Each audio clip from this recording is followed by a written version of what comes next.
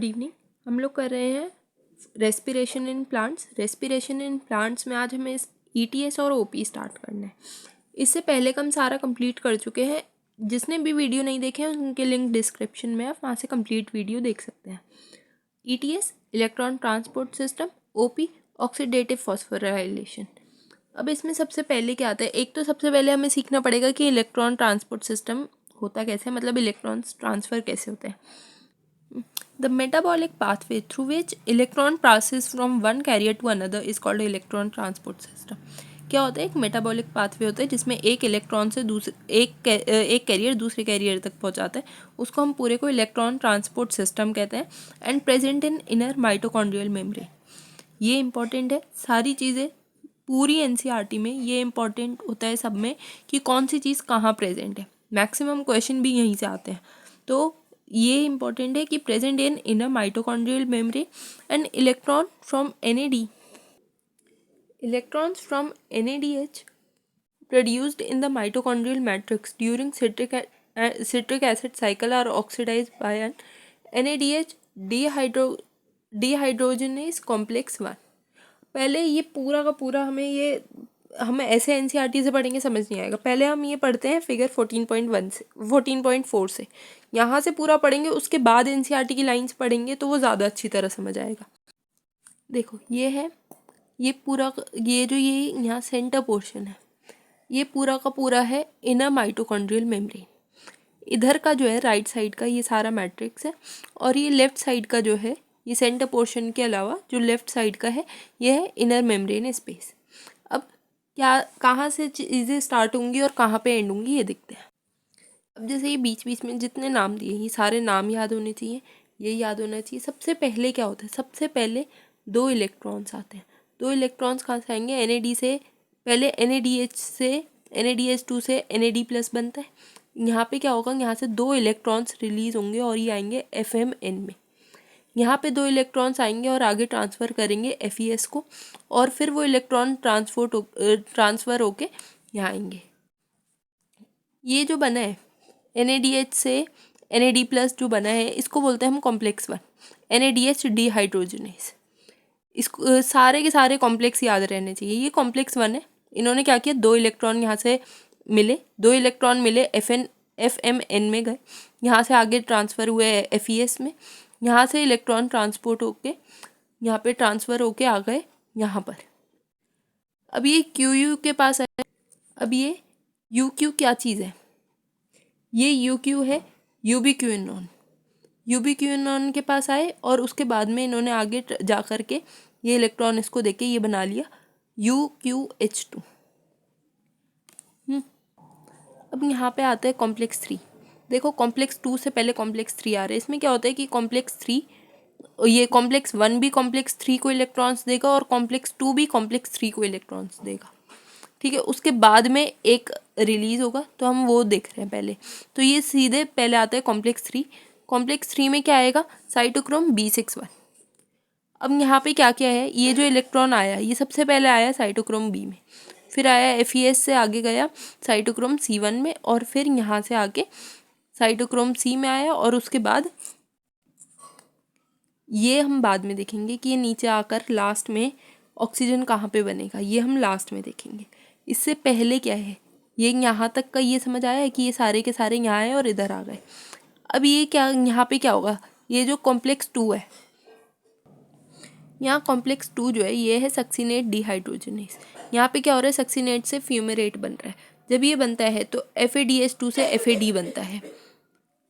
अब इसके बाद में क्या हुआ, ये यहाँ से ये FAD के पास इलेक्ट्रॉन है, FAD से FES के पास गए, FES के पास सेम वही प्रोसेस UQ के पास गए, UQ से UQH2 बन गया, और उसके बाद में ये इलेक्ट्रॉन यहाँ से भी साइटोक्रोम B के पास गए और ये ऐसे ट्रांसफर होंगे।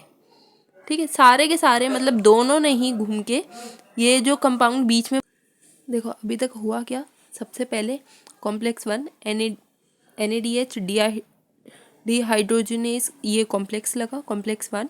यहाँ पे क्या हुआ, NADH से NAD बना, यहाँ से दो इलेक्ट्रॉन्स रिलीज हुए, FMN में गए, और उसके बाद FES में जा कर के इन्होंने उसके बाद यहाँ आगे ट्रांसफ़र हो क्या है UQ में, UQ से आगे ट्रांसफ़र हुए UQH2 में, और उसके बाद में आगे जा कर के इन्होंने इलेक्ट्रॉन्स अपने पहुंचा दिए यहाँ साइटोक्रोम बी तक, यहाँ तक पहुंच गए। अब आया कॉम्प्लेक्स सेकेंड।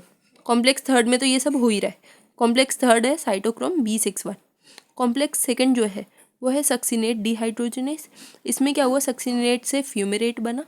सक्सिनेट से फ्यूमेरेट जब बनता है तो FADH2 से FAD बनता है। यहाँ पे क्या हुआ, इनके पास जो इलेक्ट्रॉन्स थे ये इन्होंने FAD में भेजे, FAD से आए FES में, FES से आए फिर से वही प्रोसेस UQ में आए, UQ से UQH2 में आए, और इन्होंने भी अपने इलेक्ट्रॉन साइटोक्रोम B को पहुँचा दिए। सारे के सारे यहाँ पहुँच गए। अब ये जो इनके पास यहाँ से भी इलेक्ट्रॉन्स आ गए, यहाँ से भी आ गए, आगे गए FES में, FES से गए साइटोक्रोम C1 में, साइटोक्रोम C1 से आए यहाँ साइटोक्रोम C में, यहाँ से इलेक्ट्रॉन ट्रांसपोर्ट होने शुरू हुए। अब आ गए यहाँ हम फोर्थ वाले कॉम्प्लेक्स पे। फोर्थ कॉम्प्लेक्स पे यहाँ पर दो बनेंगे कॉपर सेंटर्स। कॉपर सेंटर एक ये रहा A और एक ये रहा B। यहाँ पे क्या हुआ, ये जो इन्होंने इलेक्ट्रॉन्स थे ये साइटोक्रोम C तक पहुँचा, यहाँ से ये आ गए कॉपर A के पास, यहाँ से आए, यहाँ से इसने ट्रांसफ़र किए साइटोक्रोम A के पास, फिर आए A1 के पास, फिर आ गए कॉपर B के पास। ये पूरा का पूरा हो गया। यहाँ पे क्या हुआ कि हाफ O2 प्लस H2 इनसे मिलके बन गया वाटर। इस वाटर को हम बोलते हैं, ये यहाँ पर इस कॉम्प्लेक्स को हम बोलते हैं, ये तो बन गया वाटर। इस कॉम्प्लेक्स 4 को हम बोलते हैं cytochrome C oxidase. Cytochrome C oxidase. यहाँ पे अब इसके बाद लास्ट में क्या होगा, अब यहाँ से क्या हुआ, यहाँ से इधर से ये जो 4 हाइड्रोजन आयंस बचे, उसके बाद में यहाँ से देखो ये UQH2 था जो यहाँ से आगे यहाँ पे गया, और ये भी UQH2 में से ये जो हाइड्रोजन आयंस ये सारे के सारे यहाँ आ गए, ये आ गए इनर मेम्ब्रेन स्पेस में, ये भी बन गए 4 हाइड्रोजन आयंस। अब इसके बाद में ये यहाँ ये आ गए। अब ये सारे के सारे जो है ये सारे के सारे ट्रांसफ़र होंगे, कहाँ पे होंगे, लास्ट में होंगे, सबसे लास्ट में जाके ट्रांसफ़र होंगे। ये यहाँ से भी 2 हाइड्रोजन आयंस बचे थे, ये आ गए इधर। अब ये सारे के सारे यहाँ से F0 में ट्रांसफ़र होंगे, F0 से यहाँ जाएंगे, और उसके बाद में यहाँ जाके यहाँ से आएंगे हाइड्रोजन आयंस रिलीज़ होंगे, और यहाँ F1 में बनता है ATP सिंथेस। यहाँ पे क्या होगा, ADP से और इनऑर्गेनिक फॉस्फेट ये दोनों मिलके बना लेंगे ATP फॉर्मेशन। ये था पूरा electron transport system. Electron transport system अब NCERT में कैसे लिखा है, अभी हमने देख लिया कि ये सारा का सारा ETS ये सब होगा का, ये होगा इनर माइटोकॉन्ड्रियल मेम्ब्रेन में। यहाँ पे क्या होगा, NADH से ये NADH produced in the mitochondrial matrix during citric cycle, citric acid cycle are oxidised by NADH dehydrogenase. ये कॉम्प्लेक्स 1 से बना और ट्रांसफ़र हो गया यूबिक्विनोन में। यहाँ पे ट्रांसफ़र हुआ within the inner membrane में, and ubiquinone is also receive during equivalent via FADH2 complex 2 जो था। यहाँ पे क्या हुआ, कॉम्प्लेक्स ये सारा का सारा आ गया, मतलब जब कॉम्प्लेक्स 2 था, मतलब जब सक्सिनेट से फ्यूमेरेट बन रहा था, ये कॉम्प्लेक्स 2 की पहले बात कर रहे हैं। क्या हुआ, कॉम्प्लेक्स 2 के भी वहाँ पे क्या हो रहा था, FADH2 से FAD बन रहा था, वो is generated during oxidation of succinate in citric acid cycle the reduce यूबिक्विनोन, और यहाँ से बन रहा था यूबिक्विनोन is then oxidized with the transfer of electron to cytochrome C via cytochrome B61 complex 3। ये इन्होंने यही बताया है कि फर्स्ट में से यहाँ पर जब ये कॉम्प्लेक्स 1 लगा था NADH डिहाइड्रोजनेस, तो ये सारे के सारे इलेक्ट्रॉन ट्रांसफ़र हुए थे यूबिक्विनोन से, यहाँ पे गए थे UQH2 में, यहाँ से गए थे और साइटोक्रोम B तक इलेक्ट्रॉन्स पहुँचाए थे। सेम इन्होंने यही बताया है कि ऐसे ही सेकंड की बात करने से पहले थर्ड की बात करिए कि थर्ड में जब सक्सिनेट से फ्यूमेरेट बन रहा था, FADH2 से FAD बन रहे थे, तो क्या हुआ था, यहाँ से भी इलेक्ट्रॉन्स आकर UQ से UQH2 में गए, और वहाँ से इन्होंने भी अपने इलेक्ट्रॉन साइटोक्रोम B तक पहुँचाए थे। अब इसके बाद में क्या हुआ कि इन दोनों का ये जो थर्ड कॉम्प्लेक्स था ये बन गया था कॉम्प्लेक्स 3, ये लिखा cytochrome B61 complex 3. Cytochrome C is also a small protein attached to a outer surface of inner membrane, act as a mobile carrier to the transfer of electron between complex 3 and 4. अब ये क्या बता रहे हैं, ये बता रहे हैं ये जो साइटोक्रोम C है ये जो है ये मोबाइल कैरियर की तरह काम करेगा, ये इलेक्ट्रॉन ट्रांसफ़र कर रहा है कहाँ से, कॉम्प्लेक्स 3 और 4 से. Complex 4 refer to the cytochrome C oxidase complex containing cytochrome A and A3 and 2 copper centres. इसमें क्या है कि दो कॉपर सेंटर्स हैं और ये जो फोर्थ कॉम्प्लेक्स है इसका नाम है cytochrome C oxidase. When the electron passes from one carrier to another via complex 1 to 4 in the electron transport chain complete coupled to the ATP synthase complex 5, the production of ATP from ADP and inorganic phosphate, the number of ATP molecule synthase depend on the nature of the electron donor.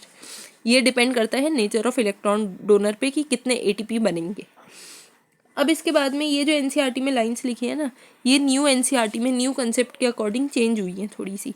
जैसे इसमें इन्होंने बताया है कि जो एक NADH2 होता है वो 3 ATP देता है. जो एक NADH ये होता है ये 3 ATP देता है और जो FADH2 होता है वो 2 ATP देता है. जबकि कि न्यू कॉन्सेप्ट कहता है कि जो एक है वो 2.5 देता है, 2.5 ATP देगा और जो एक FADH2 है वो 1.5 ATP देता है. ये ऐसा न्यू कॉन्सेप्ट कहता है. मतलब अगर 10 NADH2 है तो वो 10 ओल्ड कॉन्सेप्ट कहते हैं कि 30 ATP बना लेंगे, लेकिन न्यू कॉन्सेप्ट कहते हैं कि 25 ATP बनाएंगे. क्यों? क्योंकि अगर एक से 2.5 बन रहे हैं तो 10 से 25 बनेंगे. ऐसे ही ओल्ड कॉन्सेप्ट कहते हैं कि 2 FADH2 से 4 ATP बन जाते हैं क्रेब साइकिल में, है ना. लेकिन न्यू कॉन्सेप्ट कहता है कि 4 नहीं बनते, 3 ATP बनते हैं. मतलब अगर एक से 1.5 बन रहा है तो 2 से 3 ही बनेंगे. तो ये छोटा सा चेंज है. अब ये अगर क्वेश्चन पेपर में आता है तो उसमें या तो नया वाला ऑप्शन दे रखा होगा या पहले वाला ऑप्शन वो ओल्ड कंसेप्ट के अकॉर्डिंग ऑप्शन दे रखा होगा. दोनों नहीं दे रखे होंगे, तो दोनों पता होने चाहिए, उसके अकॉर्डिंग आप आंसर टिक कर लेना. The role of oxygen is limited to terminal stage of process, yet the presence of oxygen is vital since it drives the whole process by removing hydrogen from the system. ये पूरा का पूरा process क्या हो रहा है, ये हो रहा है presence of oxygen is vital since it drive the whole process by removing. पूरा का पूरा हाइड्रोजन जो है वो सारा रिमूव करके ये प्रोसेस हो रहा है. Oxygen act as a final hydrogen acceptor. जो ऑक्सीजन है वो क्या कर रहे हैं, लास्ट में सारे के सारे हाइड्रोजन ये हाइड्रोजन आयंस को एक्सेप्ट कर रहा है.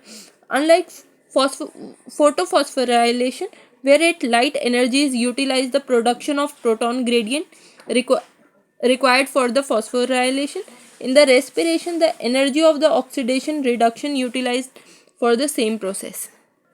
ये इन्होंने इस पैराग्राफ में बताया है कि जो ऑक्सीजन है उसका ये presence of oxygen is a vital. ये क्या कर रहा है, सारे के सारे हाइड्रोजन जो हाइड्रोजन है उनको एक्सेप्ट कर रहा है. जैसा कि फोटोफॉस्फोराइलेशन में हमने देखा था कि एनर्जी जो है वो पूरी की पूरी यूटिलाइज हो जाती है. Production of proton gradient required. Proton gradient का प्रोडक्शन की ज़रूरत पड़ती है किसके लिए, ATP फॉर्मेशन के लिए, मतलब फॉस्फोराइलेशन के लिए.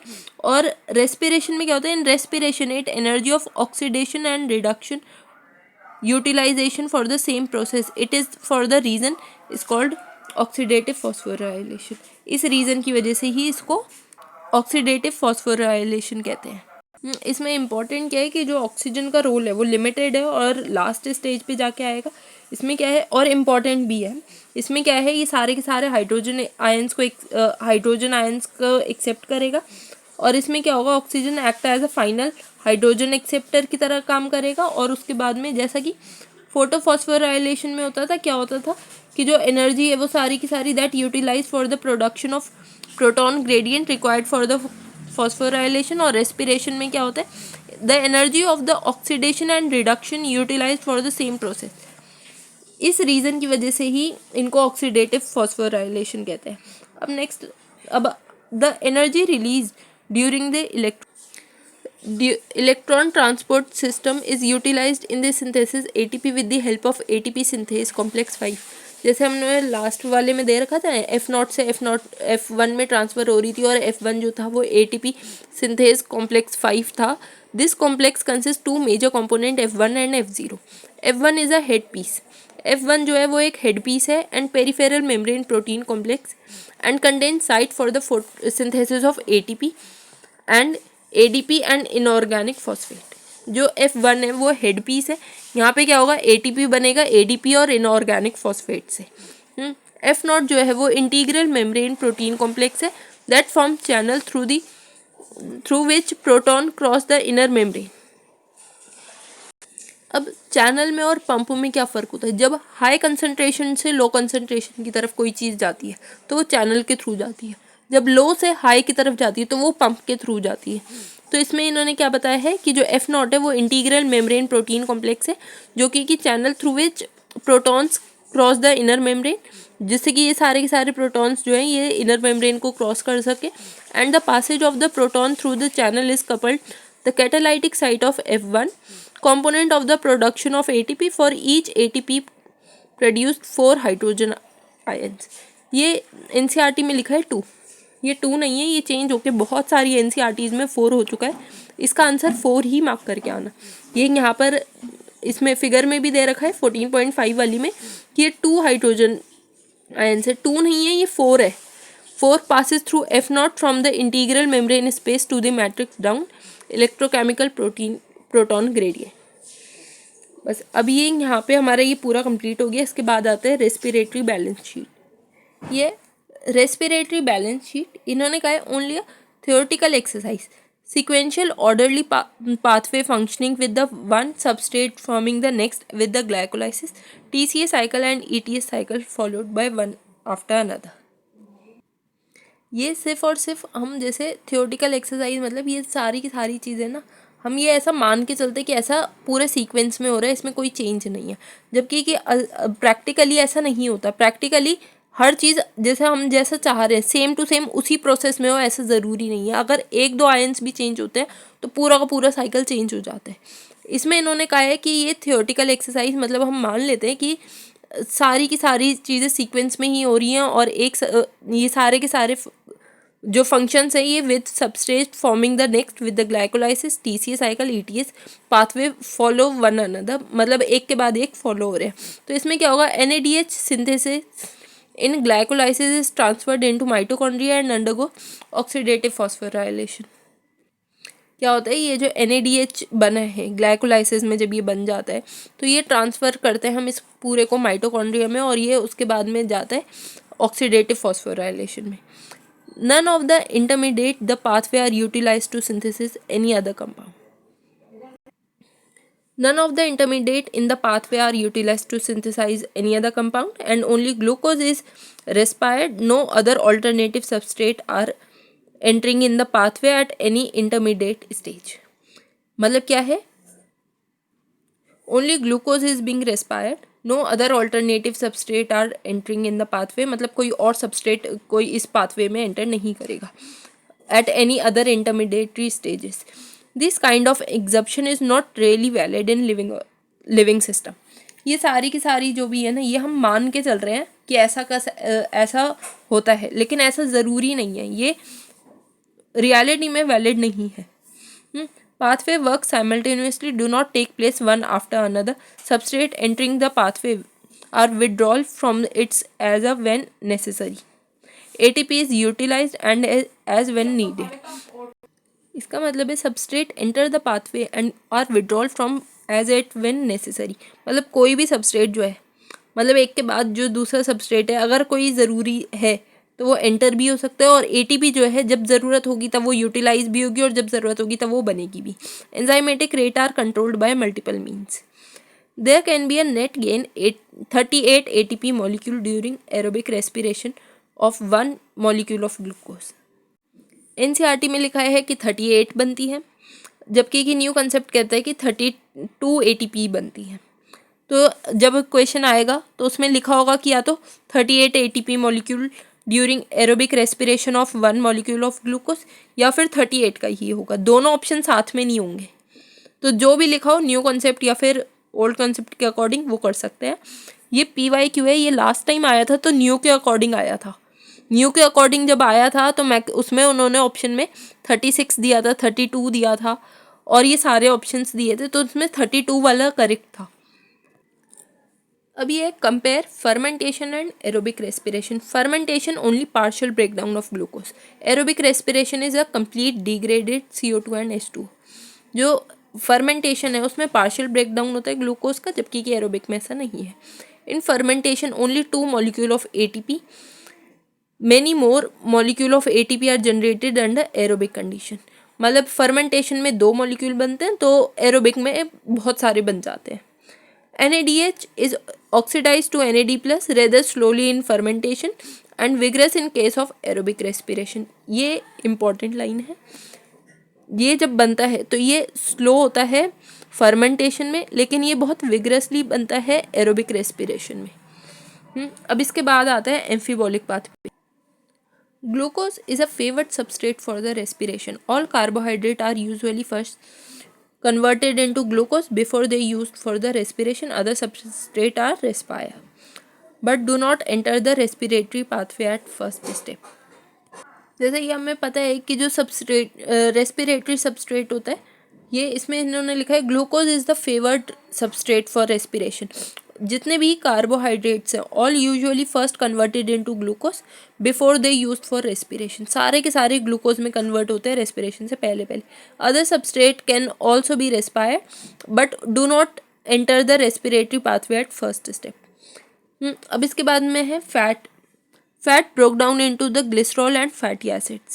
If fatty acids degraded to acetyl coenzyme, the glycerol would enter the pathway of being converted to PGL compound.